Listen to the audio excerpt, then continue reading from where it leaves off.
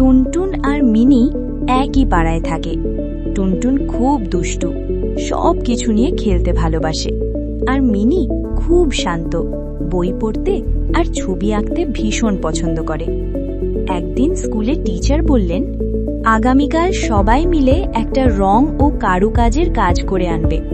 টুনটুন খুশি হয়ে বলল, আমি তো একাই সব করে ফেলব। কিন্তু বাড়িতে এসে সে বুঝল রং কোথায় রাখবে, কি আঁকবে কিছুই ঠিক করতে পারছে না। ঠিক তখনই মিনি এলো। সে হাসি দিয়ে বলল, চলো আমরা দুজন মিলে করি। মিনি সুন্দর করে ছবি আঁকল আর টুনটুন রং ভরতে লাগলো।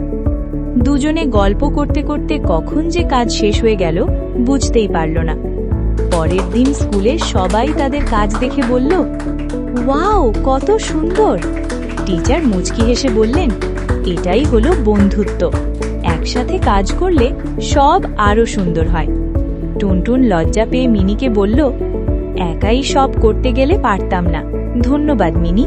মিনি হাসল। ঠিক তখনই স্কুলের মাইকে ঘোষণা হলো, সবাই প্রস্তুত হও, আজ স্কুলের নিউ ইয়ার সেলিব্রেশন।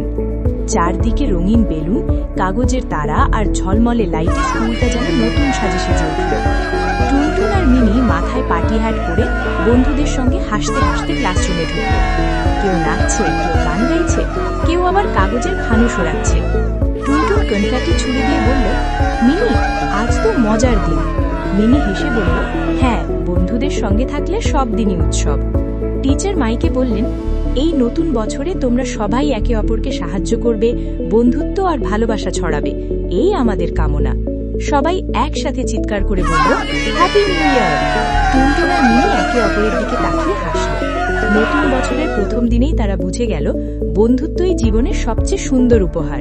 শিক্ষা, একসাথে কাজ আর সত্যিকারের বন্ধুত্বে প্রতিটা দিনই উৎসব হয়ে ওঠে।